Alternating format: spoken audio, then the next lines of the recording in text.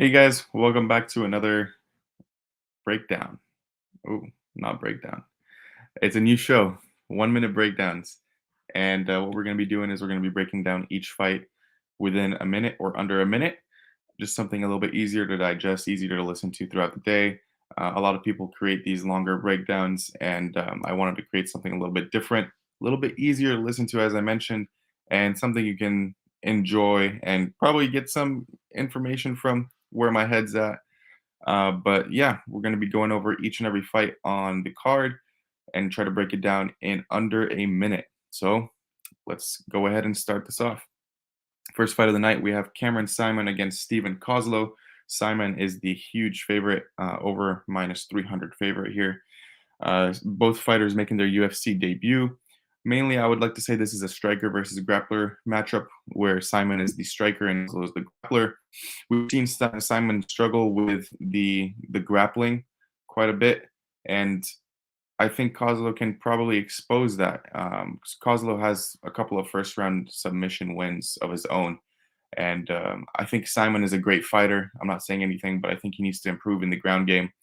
Personally, I have to lean towards the underdog with Stephen Kozlov, especially at this price tag. I would not want to, A, be placing a bet on a minus 300 favorite who is a UFC debutant, and then also going against someone who is a grappler when I don't have grappling defense. So I got to go with Kozlov.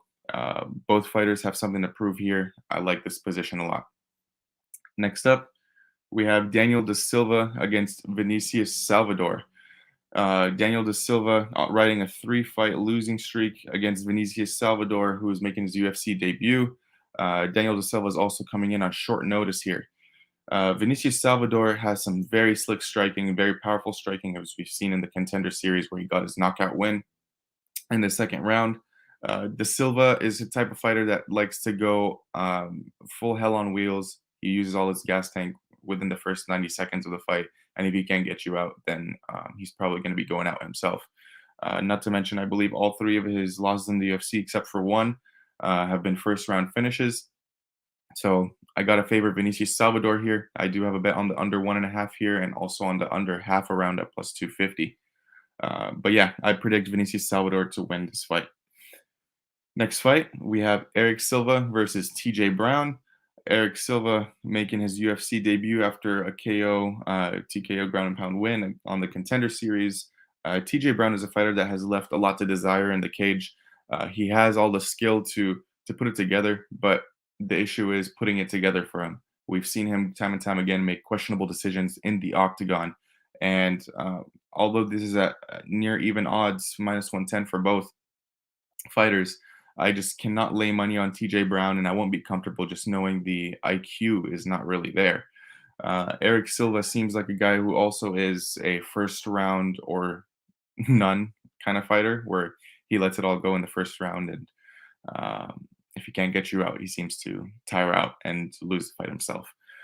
I would have to lean with TJ Brown just due to the octagon experience and overall UFC experience here, but I wouldn't be surprised if Eric Silva gets the finish in the first round. Next fight, one of my favorites. We have Billy Quarantillo against Alexander Hernandez. Both fighters coming off of losses here. Alexander Hernandez coming down for his first fight at 135 weight, which is going to be interesting to see because Alexander the Great is another one of these fighters that tends to go full hell on wheels and unloads everything in the first round and then tires out in the second and third. So if he can't get you out in the first round, then more than likely he's going to be losing the fight. Billy Q is a fighter that I really have seen improvements from, especially in that Shane Burgos fight. Although he lost, Shane Burgos is not a easy test. He fought with him like through and through and was able to take his best punch. And although I don't like Billy Q's striking defense all that much, his striking offense is actually pretty impressive. I'm going to have to go with Billy Q here to outlast that first round of hell from Alex the Great and win via KO in round 2 or round 3. That's I have a moneyline bet on Billy Q as well. Next fight, we have Chris Curtis versus Joaquin Buckley. This fight is going to be taking place at middleweight. A lot of people have said that Joaquin Buckley is a bigger fighter, but the measurables, both fighters are 5'10", both fighters with almost equal reach. The power dynamic has to go with Buckley here. Chris Curtis is the more technical striker. I don't see either fighter landing a takedown myself, so this is to me looks like a striking matchup. And in the striking, I think Chris Curtis is the more technical striker and more defensively sound striker. Although I do think Buckley can bonk him, I think Chris Curtis can pull off the underdog upset here. But no bets for me. Next up, we have Edmund Shabazian against Dalcha Lungiambula. Edmund Shabazian is a huge favorite, minus 300 or more. You could find him on the sports books. Edmund Shabazian has switched camps. He's training at Extreme Couture here. And I actually really like this move for him. A lot of people might be confused why he's such a big favorite after being on a 3-fight losing streak. But the kid has a lot of weapons. He can utilize the grappling and the wrestling. He can utilize his striking. He's just been, he hasn't had the best of training. And Dalcha Lungiambula is another fighter that gasses pretty quickly. If you're able to let him swing at you without getting hit, you should be good. And I think Shabazian gets this done inside the distance. Shabazian is going to have a 6-inch height advantage as well, which should serve to his advantage. And is also 10 years younger, which is another angle that I like to take advantage of. So give me Edmund Shabazian inside the distance here. Next fight, we have Jairzinho Rosenstrike against Chris Daucus in the heavyweight division. Jairzinho is the favorite at around minus 150 to 160. You can find him on the sports books. I think this fight ends in the first round. It just depends on who lands that first big power punch. And I think it's going to be Jairzinho Rosenstrike. Overall, I think he's the better striker with the better mechanics and has more power. I also think that he's been in there with the better names. I like his experience advantage here. Both fighters almost equal on the measurables, with Chris Daucus having an inch of height and Jairzinho having 2 inches of reach. For me, I don't think Daucus has fully recovered from that knockout loss that he just received, and his chin is quite questionable for me. I'll have to pick on Jairzinho Rosenstrike for the knockout win in the first round, but no bets. Next up, we have Jay Perrin facing the newbie in the UFC, Raul Rosas Jr., who just won on the Contender Series a couple months ago. Rosas Jr. is the minus 250 favorite here. And I really like the wrestling of Raul Rosas Jr., but the issue is his striking. His striking is god-awful. On the feet, if this stays longer than a couple minutes, it's going to be very, very bad for people holding the Rosas Jr. tickets. Because I think Jay Perrin is going to be able to piece him up on the feet. On the ground, he can hold his own. Unless Rosas Jr. can get a sub here, I don't see him winning. I think this line is priced really wide. I definitely would lean Rosas as the favorite here. I do think he might be able to pull off the win. But at this price, I'm going to have to take a shot at Jay Perrin. So give me Jay Perrin money line. Next up, we have Bryce Mitchell against Ilia Topuria, the people's main event, and overall my favorite fight on the card. Both fighters are undefeated. One fighter being a finisher in Ilia Topuria, and Bryce Mitchell being someone who tires his opponents out with the wrestling and really grinds them into a decision. I really like Bryce Mitchell in this matchup, and I really like Ilia Topuria as well. I feel like both fighters can exploit weaknesses of one another. If Ilia Topuria wins, I expect it to be a knockout. But other equity, I believe Bryce Mitchell should be the favorite here. I like the way he really sticks to his game plan, and his striking has come a long way since he's entered the Tough House. So give me Bryce Mitchell as an underdog pick here, and slight lean towards the over. Next up, we have Darren Till against Dricus du Plessis. Dricus du Plessis is the minus 185 favorite. Darren Till has fallen off the wagon. Let's just put it where it is. He does not look the same. His striking looks a lot slower.